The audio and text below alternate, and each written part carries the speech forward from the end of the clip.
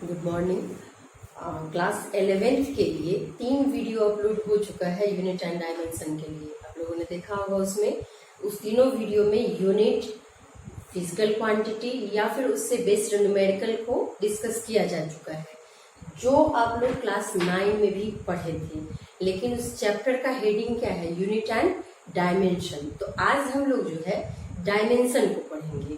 अब डायमेंशन क्या होता है वो तो डेफिनेशन पे आते हैं, लेकिन उसको सिंपल भाषा में समझने के लिए यूनिट के लिए तो फिजिकल क्वांटिटी का यूनिट फिक्स हो गया था। मास के लिए किलोग्राम होता है, लेंथ के लिए मीटर होता है, टाइम के लिए सेकंड होता है। लेकिन डायमेंशन में क्या है कि फंडामेंटल फिजिकल क्वांटिटी का जो भी आप नाम जानते हैं उसका यूनिट भी वहां वही लिया जाता है। जैसे मास के लिए m यूज करेंगे, लेंथ के लिए l यूज करेंगे और टाइम के लिए t यूज करेंगे। ओके, तो क्या होता है उसको डिस्कस करते हैं और उससे जितने भी डिराइव्ड फिजिकल क्वांटिटी का हम लोग निकाले थे यूनिट, उसका डायमेंशन भी निकलेगा। किसके टर्म में डायमेंशन निकलेगा? तो फंडामेंटल फिजिकल क्वांटिटी के टर्म में। और जो ये चार्ट हम लोग डिस्कस किए थे, इस चार्ट में अब डायमेंशन का भी जो भी आएगा वैल्यू वो पुट करते चले जाएंगे। और पर डे, ये चार्ट थोड़ा लंबा जाएगा तो पर डे इसको एक बार जरूर देख लेना है, तो आपके कॉम्पिटिटिव एग्जाम में ये काम आएगा। हॉट्स जहां भी पूछता है उस जगह आपको इसका जरूरत पड़ सकता है। चाहे तो डायमेंशन पूछ देता है, चाहे तो यूनिट पूछ देता है, या पूछ देता है किस दो फिजिकल क्वांटिटी का सेम डायमेंशन है, किस दो फिजिकल क्वांटिटी का डायमेंशन है और यूनिट लेस है वो, या यूनिट है डायमेंशन लेस है। तो ऐसा कुछ क्वेश्चन जो 1 मार्क्स का आएगा, उसके लिए ये चार्ट आपको देखने की जरूरत होगी। ओके, तो चलते हैं, पहले देखते हैं कि डायमेंशन कहते किसको है, उसके बाद उसका डिस्कस कैसे निकालेंगे। तो डायमेंशन के लिए देखिए डेफिनेशन क्या है? To obtain unit of a derived physical quantities. किसका? Derived physical quantity. The power of units of fundamental physical quantities. ध्यान रखिएगा, power of unit of fundamental physical quantity must be raised and that power is called dimension. Fundamental physical quantity का जो unit है उसका जो power आप डाल रहे हैं किसको पाने के लिए? तो ये डिराइव्ड फिजिकल क्वांटिटी को पाने के लिए इसको हम लोग क्या बोलते हैं? डायमेंशन। किसको? पावर को। इसका पहले एग्जाम्पल थोड़ा समझ ले, उससे क्लियर हो जाएगा। एग्जाम्पल में आते हैं। अगर मुझे निकालना है डायमेंशन ऑफ एरिया, ओके, ये जो ब्रैकेट दिए हैं इसको पढ़ते हैं हम लोग डायमेंशन ऑफ, ठीक है। तो इसको क्या पढ़ेंगे? Dimension of area. कैसे निकालेंगे डायमेंशन ऑफ एरिया? तो आप एरिया का फॉर्मूला तो जानते हैं, L इंटू बी। तो L क्या है? लेंथ, फंडामेंटल फिजिकल क्वांटिटी, इसका डायमेंशन होगा L, और B भी लेंथ ही है तो इसका भी डायमेंशन होगा L, यानी क्या आ गया? L square. तो कह सकते हैं here dimension of area is 2 in term of length. ये ध्यान रखना है। डायमेंशन ऐसे बोलचाल के भाषा में डायमेंशन ऑफ एरिया पढ़ा जाएगा L square, but actually dimension है क्या? तो ये जो L स्क्वायर है इसको स्क्वायर जो है 2 जो है ये डायमेंशन है। बोलने के लिए आप बोलते हैं क्या कि L स्क्वायर है, बट डायमेंशन है कौन सा? तो ये 2 जो है वो डायमेंशन है। तो एरिया के लिए तो क्लियर है। सेम वे हम लोग निकाल सकते हैं डायमेंशन ऑफ वॉल्यूम, आगे निकाल सकते हैं dimension of speed, dimension of velocity, dimension of acceleration की बात करें। अगर हम डायमेंशन ऑफ एक्सेलरेशन निकालेंगे तो एक्सेलरेशन के लिए क्या फॉर्मूला जानते हैं हम लोग? एक्सेलरेशन होता है v minus you upon T. तो चेंज इन वेलोसिटी इसको कहेंगे, और चेंज इन वेलोसिटी को आप लिख सकते हैं डिस्प्लेसमेंट अपॉन टाइम, और एक टी देखिए यहाँ है। तो अगर हम वैल्यू पुट करते हैं तो वैल्यू पुट करने के बाद डिस्प्लेसमेंट क्या है? लेंथ है, तो लेंथ का डायमेंशन हो गया L, और ये टाइम तो नीचे ही आएगा, इसका डायमेंशन क्या हो जाएगा? टी स्क्वायर, यानी डायमेंशन ऑफ एक्सेलरेशन क्या निकल गया, L T to the power -2 या एल टी -2 भी बोलचाल की भाषा में हम लोग बोलते हैं।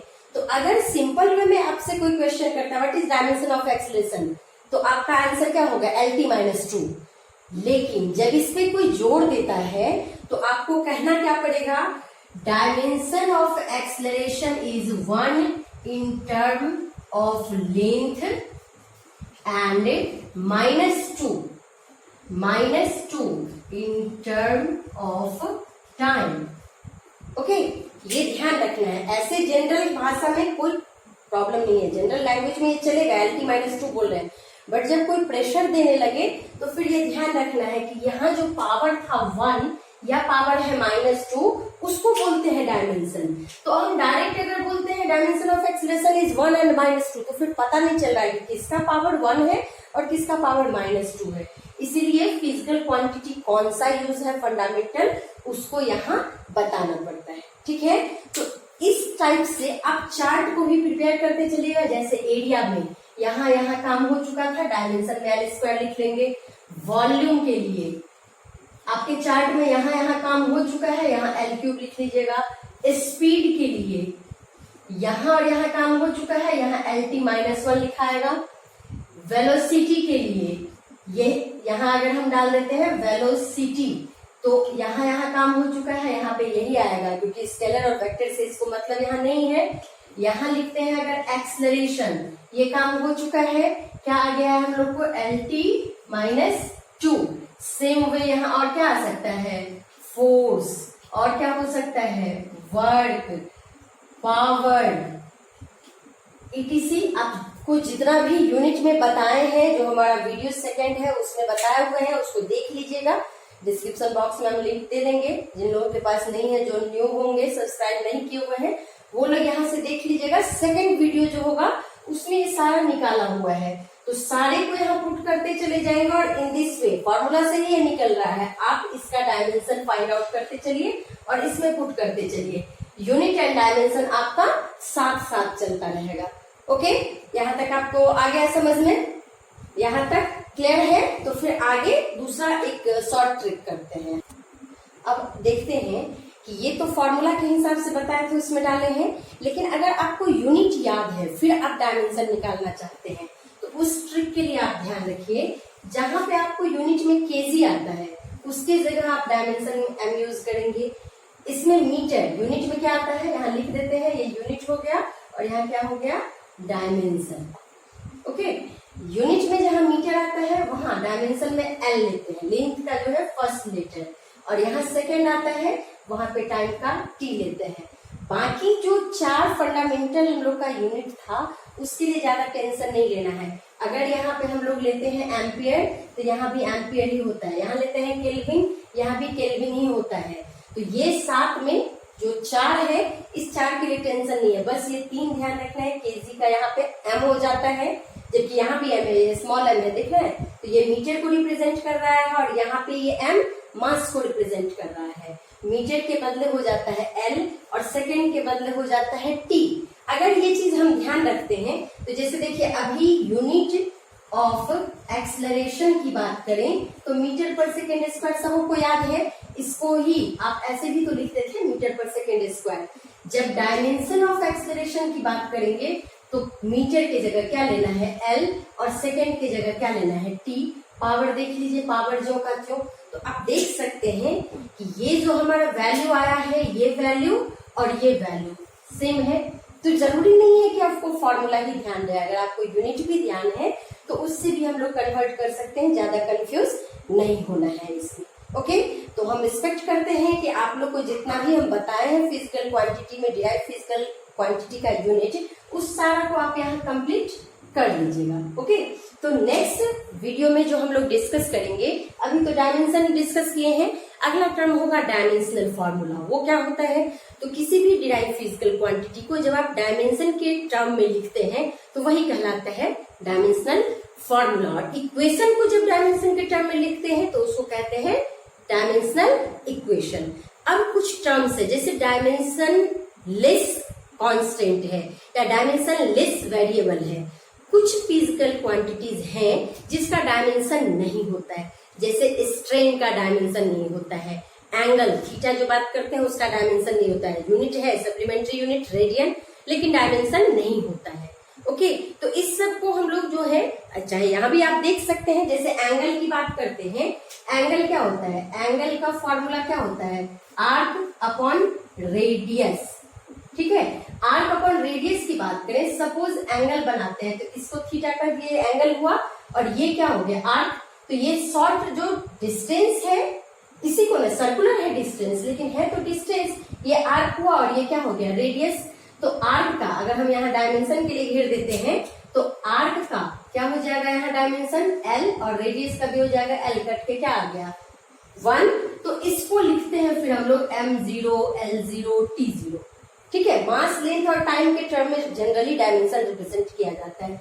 तो यहाँ तो वैल्यू आया है 1, तो 1 आया है तो इसको m0 l0 t0 लिख देते हैं। चूंकि आपको पता है m⁻0 1 होता है, नहीं तो 1 इंटू 1 इंटू 1 ही आ गया ना। तो कुछ ऐसा फिजिकल क्वांटिटीज है जिसका डायमेंशन नहीं होता है, तो उसको हम नेक्स्ट क्लास में डिस्कस करेंगे। और इसमें एक टर्म है, एक प्रिंसिपल है, कहते हैं प्रिंसिपल ऑफ होमोजेनिटी। तो नेक्स्ट क्लास में उसको हम लोग पढ़ेंगे, ये 2-3 dimensional formula, dimensional equation, principle of homogeneity, dimension का क्या लिमिटेशन है ये जानेंगे, फिर प्रिंसिपल ऑफ होमोजेनिटी का यूज, और उस पे बेस्ड न्यूमेरिकल होगा जो आप 11th वालों के लिए एकदम न्यू है। भले कंपटीशन में पूछता है, जो लोग कॉम्पिटिटिव एग्जाम दे रहे हैं उनके लिए तो 11th 12 में पढ़े हुए हैं, तो वो लोग रिवीजन में रखेंगे। और हर टाइप के न्यूमेरिकल को, ऑब्जेक्टिव को बनाइए, बुक चाहे जो भी हो, टाइप आपसे टच होना चाहिए, इसको ध्यान में रखिएगा। Okay, thank you.